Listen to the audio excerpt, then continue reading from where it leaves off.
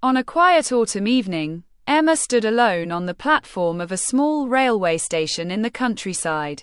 The wind carried golden leaves across the empty tracks, and the sky was painted in shades of orange and purple. It was the last train of the night, and if she missed it, she would have to wait until morning. Emma checked her phone again. No new messages. She had not planned to be here. That morning, she had left the city in a hurry after an argument with her husband, Daniel.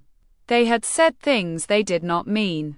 At least, she hoped they did not mean them. "You never stay," Daniel had said. "And you never listen," Emma had replied. Now, standing alone, those words felt heavier than her suitcase.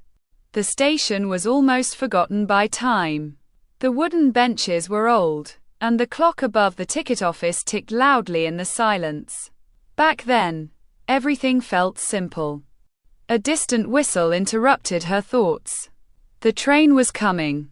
As the headlights appeared in the distance, Emma felt her heart beat faster.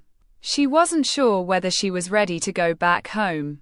Pride told her to stay away a little longer. But something deeper, something warmer, told her that some things were more important than pride. The train slowed down with a screech of metal against metal. The doors opened with a soft hiss. Only a few passengers stepped off. No one stepped on. Emma stood frozen. "Are you getting on?" the conductor called gently. She looked at the empty seats inside. If she boarded the train, she would be back in the city in 2 hours. She could go straight home. She could knock on Daniel's door. She could say, "I'm sorry." But what if he wasn't? The conductor checked his watch. Last call. Emma took a deep breath and stepped forward, but not toward the train. Instead, she stepped back. "I'm not going," she said quietly. The doors closed. The train pulled away, disappearing into the dark countryside. For a moment, fear wrapped around her. What had she done? There would be no train until morning. No taxi would come this far. She was alone. But then she felt something unexpected. Relief. Emma picked up her suitcase and walked out of the station. About 10 minutes down the road, there was a small cafe she had passed earlier. A warm light still shone through its windows. When she entered, a bell rang softly above the door. An elderly woman behind the counter smiled. "Long night?" the woman asked. Emma nodded.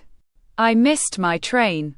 "Well," the woman said kindly, pouring her a cup of tea, "sometimes missing a train means catching something else."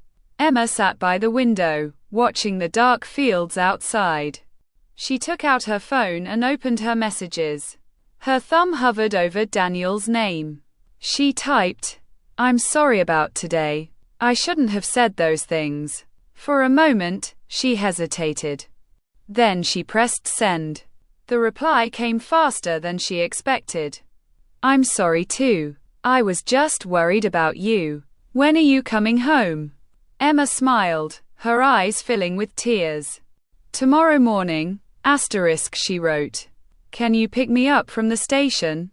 "Of course, asterisk," Daniel replied. "Always." Emma looked around the small cafe, feeling warmth spread through her heart. Maybe she had not missed the train after all. Maybe she had simply needed time. Time to think, to breathe, to choose love over pride. Outside, the wind continued to carry the autumn leaves across the empty tracks. But inside, Emma felt certain of one thing. Tomorrow, she would go home.